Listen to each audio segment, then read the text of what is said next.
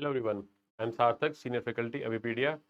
तो now phase one अपना finally over हो गया है एंड आई होप आपका फेज वन अच्छा ही गया होगा। तो now the next question that comes in your mind is कि अब क्या करना है। फेज वन हो गया, अब आगे अपना नेक्स्ट स्टेप क्या होना चाहिए।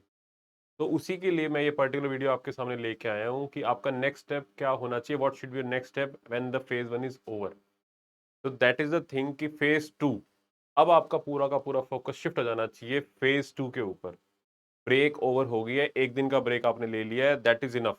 अब ज्यादा लंबा ब्रेक नहीं करना, बिकॉज नवंबर के मिड में, मतलब मोस्ट प्रोबेबली आपका फेज टू हो ही जाएगा। तो यू हैव अराउंड 30 डेज, मोर और लेस। 30 से कम भी हो सकते हैं, बट 30 के अराउंड आप कंसीडर करके चल सकते हैं अभी। राइट, थोड़ा ज्यादा ऊपर नीचे भी हो सकता है, बट आपके पास अब सिर्फ एक महीना है, तो एक एक दिन क्रूशियल है। अब आप एक दिन भी और वेस्ट नहीं कर सकते। Now you should straight away jump two phase two.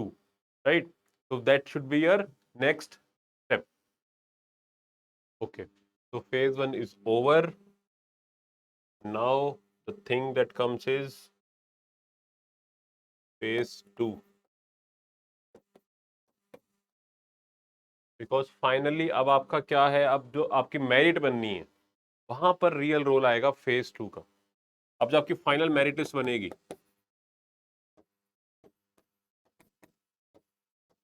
उसके अंदर आपके phase two plus your interview,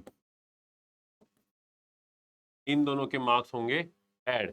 तो अब असली कहानी अब स्टार्ट हो जाती है। फेज वन सिर्फ क्वालिफाइंग था, ठीक। तो सबसे पहले आपका जो सबसे पहला फोकस अब क्या होना चाहिए, स्टार्ट करने से पहले एक बार रिविजिट करना चाहिए एग्जाम पैटर्न को। बस सिलेबस दोबारा देखते हैं, राइट, कि फेज टू के अंदर क्या क्या करना है, कंसीडर क्या क्या मेन पॉइंट्स हैं, उसी के अकॉर्डिंग प्रिपेयर करोगे ना। पहले एग्जाम को तो समझ लो एक बार अच्छे से। तो now we will see exam pattern and the syllabus of grade exam. Syllabus basically आपका नाबार्ड इसका फेज टू का सेम ही है जो फेज वन का है, ईएसआई और एआरडी में। सिलेबस में ऐसा कोई डिफरेंस नहीं है, right. That is the reason मैं स्टार्टिंग से बोलता आ रहा हूं आपको कि जब फेज वन की बारी भी थी कि आप फेज वन को अच्छे से प्रिपेयर कीजिए, फेज टू का 80% काम आपका हो ही जाएगा। वो भी आपको फिर से रिवील होएगा, रिपीट करें कैसे, क्यों, मैंने आपको बोला था वो। राइट, एक बार फटाफट से पैटर्न देखते हैं दोबारा। तो आपके फेज टू के अंदर दो पेपर होंगे, paper one and paper two. First of all, paper one के अंदर जनरल इंग्लिश, पेपर वन है अपना इंग्लिश का। क्योंकि यहाँ पर क्या चेंज आ गया, यहाँ पर आएगा आपका डिस्क्रिप्टिव पेपर होगा। अब आपका डिस्क्रिप्टिव आपका पेन पेपर पे ना होके कीबोर्ड टाइपिंग का पेपर होगा। ऑनलाइन इसको बोलते हैं, ऑनलाइन मतलब कीबोर्ड पे टाइपिंग होगी। कितने क्वेश्चन होंगे, 3 क्वेश्चन होंगे। नंबर ऑफ मार्क्स कितने होंगे, 100। और टाइम कितना अलॉट होगा, 90। 90 मिनट का पेपर होगा, इंग्लिश डिस्क्रिप्टिव का पेपर होगा। 3 क्वेश्चन आएंगे, करने होंगे आपको, राइट। 100 नंबर का पेपर होगा आपका। पेपर के अंदर आपके वही ऐसे, precis writing, letter writing, right. RC भी आ सकता है, बट ये ऐसे तो होगा ही होगा जो को करना होगा वहाँ पे attempt, right. Then then comes paper two. अब पेपर टू के अंदर क्या है आपका, पेपर टू के अंदर ऑब्जेक्टिव और डिस्क्रिप्टिव दोनों होंगे। पेपर टू किसका है, ESI and ARD. First of all ESI और एआरडी, और यहाँ पर आपके ऑब्जेक्टिव और सब्जेक्टिव मतलब डिस्क्रिप्टिव दोनों होंगे इसके अंदर, राइट। ऑब्जेक्टिव के होंगे आपके 30 क्वेश्चन, कितने, 50 नंबर के। अब यहाँ बोलोगे सर 30 क्वेश्चन 50 नंबर के, ये कैसे। तो इसके अंदर 10 क्वेश्चन होंगे आपके 2 नंबर के, राइट। ओके, तो 30 क्वेश्चन आपके ऑब्जेक्टिव है, जिसमें से आपके 20 क्वेश्चन 2 मार्कर के होते हैं, तो 40 बचे। 10 क्वेश्चन वो 1 मार्कर है, राइट। तो कितने हो गए, 50। 20 क्वेश्चन 2 मार्कर आएंगे, अरे 10 क्वेश्चन आएंगे आपके 1 नंबर के, तो हैंड 50 क्वेश्चन, 50 मार्क्स। टाइम कितना अलॉट है, 30 मिनट्स। ऑब्जेक्टिव के लिए 30 मिनट्स अलॉट है। देन कम्स डिस्क्रिप्टिव, जिसके अंदर आपको 4 क्वेश्चन करने होंगे। 3 3 क्वेश्चन ऐसे करके 2 सेक्शन आते हैं। वो हर इसमें 3 में से भी 2, इसमें से भी 3 में से 2, मतलब टोटल 6 क्वेश्चन होंगे। Out of which you will have to attempt 4 question, right. 6 question will be asked, of which candidates will have to required 4 question. जिसमें से 2 आपके 15 मार्क के होंगे और 2 आपके 10 मार्क्स के होंगे। 15 टू द 30, 30 प्लस 20, 50 मार्क्स का ये टेस्ट है आपका, राइट। इसके लिए कितना टाइम अलॉट है, 90 मिनट। 4 क्वेश्चन के लिए 90 मिनट का टाइम अलॉट है। 50 नंबर का पेपर होगा, 2 क्वेश्चन होंगे 15-15 नंबर के और 2 क्वेश्चन होंगे 10-10 मार्क्स के, राइट। तो टोटल कितना हो गया आपका? 200 नंबर का आपका पेपर है, टोटल 200, टोटल 200 मार्क्स का आपका फेज 2 है, राइट। ये चीज एक तो क्लियर होगी। और टाइम कितना अलॉट है? 90 प्लस 30, राइट। इस समय में आपको टाइम अलॉटेड है। और ये सारा किस पे हो रहा है? कीबोर्ड के ऊपर टाइप करने पे हो रहा है, राइट। कीबोर्ड के ऊपर टाइप करना है, पेन पेपर बेस नहीं है। अब एक बार फटाफट से कट ऑफ देख लेते हैं हम। 2020 कट ऑफ 2021-22 की लगभग सिमिलर ही है, ज्यादा ऊपर नीचे नहीं हो पाई है, राइट। ओवरऑल जो है आपकी सब्जेक्टिव देखते हैं पहले। इंग्लिश के अंदर 50.25, इंग्लिश की कितनी है? 50.25, राइट। ये सेक्शनल कट ऑफ है, सेक्शनल भी क्लियर करनी है। और 2022 के अंदर 49, ESI और कितनी है? ऑब्जेक्टिव की 18.75 और यहाँ पर 19, और डिस्क्रिप्टिव में 21.25 और 23.75। ये तो होगी sectional. When it comes to overall, overall कितनी है?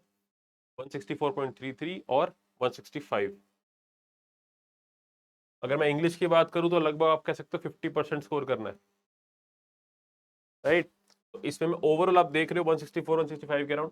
ऑल्दो ऐसा नहीं है कि इस साल भी इतनी रहेगी, अगर थोड़ी बहुत ऊपर नीचे भी हो सकती है depending on the level of the difficulty of the exam. But हाँ, अगर पिछले साल के पैटर्न पे ही रहा तो मोस्ट प्रोबेबली इतनी ही कट ऑफ रहेगी, इसी के अराउंड ही वो होवर करेगी। बिकॉज मेंस जो फेज 2 है अपना, वो मोर और लेस सिमिलर पैटर्न पे ही चल रहा है, उसमें कोई डिफिकल्टी लेवल ऊपर नीचे ज्यादा नहीं हुई है। लाइक फेज 1 के अंदर तो शिफ्ट आया है, ड्रामेटिक शिफ्ट आया है, हार्डनेस लेवल डिफिकल्टी लेवल उसका बढ़ता जा रहा है। बट फेज 2 की बात करें तो वो मोर और लेस सिमिलर पैटर्न पे ही है, ऑलराइट। तो आपको उसी के अकॉर्डिंगली प्रिपेयर करना है, अपनी फुल प्रिपरेशन में कोई कमी नहीं रखनी। इन चीज़ों को ध्यान में रखते हुए, दिमाग में सारी चीज़ें रखते हुए कि आपका फोकस स्ट्रेटेजी, एक अच्छी स्ट्रेटेजी के साथ कि भाई किस तरह का पैटर्न आ रहा है, हमारा फोकस सबसे ज़्यादा किस चीज़ पे होना चाहिए, राइट। तो अब जो मैं बात आपको बता रहा हूँ कि फेज 1 और फेज 2 में क्या डिफरेंस है, what is the real difference between phase 1 and phase 2 then. अब मैंने आपको जब फेज 1 की प्रिपरेशन के टाइम भी बताया था कि आप फेज 1 को अच्छे से प्रिपेयर कीजिए, अपना फुल फोकस फेज 1 पे दीजिए। फेज 2 विल बी ऑटोमेटिकली, आपका जब फेज 2 है 80% काम आपका फेज 2 का वो डन हो जाएगा, अगर आपने फेज 1 को अच्छे से प्रिपेयर किया था तो। ये मैंने तब भी बताया था। Reason being the syllabus, first of all the syllabus. आप सिलेबस कोई सेपरेट सिलेबस नहीं है, मेंस का सिलेबस ऑलमोस्ट सिमिलर ही है। अब यहां पर अगर आपने नोटिस करी हो एक चीज, सबसे इंपॉर्टेंट चीजें क्या है आपकी? ESI प्लस ARD,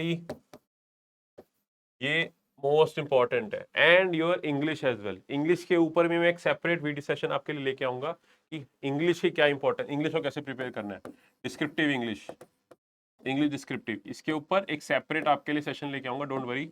बट अभी के लिए जो मैं आपको बता रहा हूँ कि यहाँ पर आपको एक चीज समझ में आ गई, सबसे इंपॉर्टेंट यहाँ पर ESI और ARD अगेन, राइट। बट जो डिफरेंस आता है आपका यहाँ पर, जो डिफरेंस 80% काम तो हो गया, लेकिन जो 20% का जो डिफरेंस है, स्टिल जो 20% लैग है, which is a huge lag, 20% कम नहीं होता, अभी उस कहानी बची है आपकी, इट्स नॉट लाइक कि काम हो गया। वो क्या है आपका?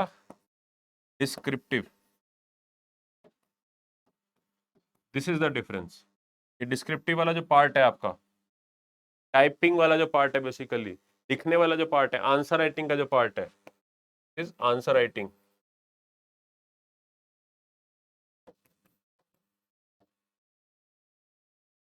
This is the main crux, this is the main difference now. अब आपको ये प्रिपेयर करना है अच्छे से। इनफैक्ट जो आपके ऑब्जेक्टिव क्वेश्चंस भी आएंगे ना, वो थोड़े लेंदी ज्यादा होंगे। फेज 1 में भी इस बार तो बहुत लेंदी लेंदी क्वेश्चन दिखने को मिले आपको, बट फेज 2 में वही सेम पैटर्न पे चलेंगे, लेंदी वाले पैटर्न पे ही चलेंगे। तो आपको इन चीजों से क्या होना पड़ेगा? यूज टू होना पड़ेगा कि lengthy answer writing, descriptive paper लिखना, this is the thing that you need to adapt to now. Preparation उसी वेड में ही चलती रहेगी आपकी। लाइक अगर मैं आपको पढ़ने की बात करूं, जो topics that you need to prepare, right, the topics that you need to prepare are more और लेस द सेम। लाइक अभी भी है, जो सबसे ज्यादा इंपॉर्टेंट आपके लिए क्या है? गवर्नमेंट स्कीम्स बहुत ज्यादा इंपॉर्टेंट है आपके लिए, उससे तो क्वेश्चंस आने ही आने हैं। अभी मैं एक सेपरेट उसके अंदर आपको प्रीवियस जो पेपर है, we will analyse that also. उसके अंदर आपको आई विल शो यू कि हाउ मेनी क्वेश्चंस, मतलब गवर्नमेंट स्कीम से कितने क्वेश्चंस फिर से आ रहे हैं आपके सामने, आपको कौन कौन सेक्शंस पे ज्यादा भी फोकस करना है, कौन से पे नहीं करना, राइट। बट अभी के लिए मैं जो पॉइंट है मेरा वो है डिस्क्रिप्टिव कि अब आपको इस मोड के अंदर आ जाना है, अब ऑब्जेक्टिव वाले उससे बाहर आकर आपको डिस्क्रिप्टिव वाले मोड के अंदर एंटर करना है। और ये मोमेंटम बिल्ड करने में थोड़ा सा टाइम लगता है, 1-2 दिन लगेंगे। तो अभी से फटाफट इसी गियर में आ जाओ, फटाफट फेज 2 वाले मोड में आ जाओ, don't wait now. What you need to be focus on this thing only. Alright, now see this is the difference paper 1 और पेपर 2 में। क्या डिफरेंस है? This is the main difference now. Typing, ये वाली चीज आ जाएगी आपके सामने, कीबोर्ड टाइपिंग। पेन पेपर पे लिखना और कीबोर्ड पे टाइप करने में भी डिफरेंस है। इसमें हैबिचुअल होने में टाइम लगता है, इसकी प्रैक्टिस जरूरी है, इसकी भी आपको हैबिट डेवलप करनी है, राइट। इनफैक्ट कीबोर्ड भी कौन सा यूज करना चाहिए, कौन सा नहीं करना चाहिए, इसके बारे में भी आपको, इसके ऊपर भी आपको हैबिट होनी चाहिए।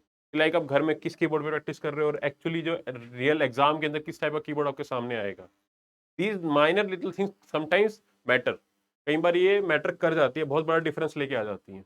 तो इन आपके सामने कोई भी इशू ना आए, कोई भी दिक्कत नहीं आनी चाहिए, एग्जाम में कोई हर्डल नहीं होना चाहिए, करियर की बात होनी, करियर के आगे कोई भी आप चांस नहीं लेना चाहिए मेरे हिसाब से आप, राइट। कि कुछ भी इशू हो हम हर चीज के लिए रेडी रहें। तो आपकी इसी प्रॉब्लम का सोल्यूशन कि भाई टाइपिंग वाली चीज, डिस्क्रिप्टिव वाली चीज, इसके सोल्यूशन के लिए नाउ आपके सामने क्वेश्चन आ रहा होगा कि डिस्क्रिप्टिव हाउ टू प्रिपेयर, कि भी प्रिपेयर कैसे करें, राइट। कि आपने बता तो दिया सर कि डिस्क्रिप्टिव करना है, टाइपिंग करनी है, आप इतने इश्यूज भी गिनवा रहे हो कि सर ये वाला प्रॉब्लम भी हो सकती है, बिकॉज ये इश्यूज आते हैं बच्चों, रियलिटी में इश्यूज बच्चे फेस करते हैं कि टाइपिंग में जब उनके सामने दूसरा कीबोर्ड आ जाए एकदम से, उसमें भी इशू आता है उनको। पेन पेपर लिखने के बाद कीबोर्ड स्विच करना पड़े तो इश्यू कहीं ना कहीं फेस कर रहे हैं वो। नॉट लाइक कि ये not, it is a very genuine issue as well. तो how to prepare for this, तो फॉर दैट ओनली आपके लिए हमने एक बहुत अच्छा सोल्यूशन निकाला है आपके लिए। We have launch the NABARD grade A test series for phase 2। Now the speciality about this test series is, the real speciality is the descriptive through typing, descriptive through keyboard, जहां पर आप keyboard के through real time exam में जैसा होता है बिल्कुल same वहीं का वहीं आपके सामने पैटर्न आएगा, उसी एनवायरनमेंट के अंदर, उसी के सामने वैसा वैसा बिल्कुल जो रियल लाइम एग्जाम में एग्जाम होगा बिल्कुल उसी बेस पे बना रखा है ये, राइट। राइट, इस टेस्ट सीरीज के थ्रू जैसा आपको रियल टाइम सिनारियो में एग्जाम में फेस करना पड़ेगा, वही सेम चीज, वही सेम चीज यहाँ पर आपको प्रोवाइड करी जा रही है, राइट। कहीं मतलब बिल्कुल, क्योंकि होगा आपके सामने जब आप एकदम से उस पे स्विच करो, राइट। अब कीबोर्ड है, अब आपको अगर नया कीबोर्ड यूज करना चाहिए, पुराना कीबोर्ड यूज करना चाहिए, क्योंकि वहां पर जब रियल एग्जाम में जाओगे तो वहां पे मोस्ट प्रोबेबली आपको जो कीबोर्ड्स करने को मिलेंगे that will not be in certain good condition, इतनी अच्छी कंडीशन में आपको शायद ना मिले हो, ज्यादा चांसेस उसी के ही होते हैं। तो आपको उसके लिए प्रिपेयर करके जाना है। अच्छी कंडीशन में होगा तो वेल एंड गुड, बट क्या पता नहीं होगा, then where will you go, आप चांस नहीं ले सकते। तो जो छोटी छोटी माइन्यूट सी चीजें होती हैं वो सब आपको इन टेस्ट सीरीज के थ्रू सीखने को मिलेंगी, राइट। आपको इसके अंदर प्रॉपर एनालिसिस मिलेगा, फीडबैक मिलेगा आपको कि आपको कहाँ पे गड़बड़ कर रहे हो, कैसे गड़बड़ कर रहे हो, इंग्लिश डिस्क्रिप्टिव, आपका ESI ARD descriptive, everything. And the other details regarding this test series I have provided in the comment section, वहां पर कॉन्टैक्ट नंबर भी आपके लिए ड्रॉप कर देंगे। You can call and enquire and join this test series as soon as possible, because time उतना नहीं है अब आपको फटाफट से एक्शन लेना है। हो गया रेस्ट, जितना रेस्ट लेना था, don't worry, now just get on to अपना phase 2। And one more thing, if you are still worried कि आपका कट ऑफ क्लियर होएगी नहीं होएगी, आप इसी असमंजस में हो, क्योंकि इसमें क्या होगा 10-15 दिन आपके और निकल जाएंगे। तो what my sincere advice to you will be, just leave it. Exam कर लिया आपने phase 1, even if case if you are not able to clear the phase 1 cut off, अगर आपकी कट ऑफ नहीं भी क्लियर हो पाती तो डोंट, तो आपकी जो प्रिपरेशन है ये नेक्स्ट ईयर के लिए काम आएगी। And in fact this test series also valid till next year, आपकी नेक्स्ट ईयर की इसके लिए काम आ जाएगी। आपकी करी हुई मेहनत कभी वेस्ट नहीं जाती, अगर आपने मेहनत करी है तो वो कहीं ना कहीं डेफिनेटली आपके काम आएगी, right. So join this test series as soon as possible, and now I wish you all very good luck for your results. Until our next video, I wish you good luck. Take care. Bye bye.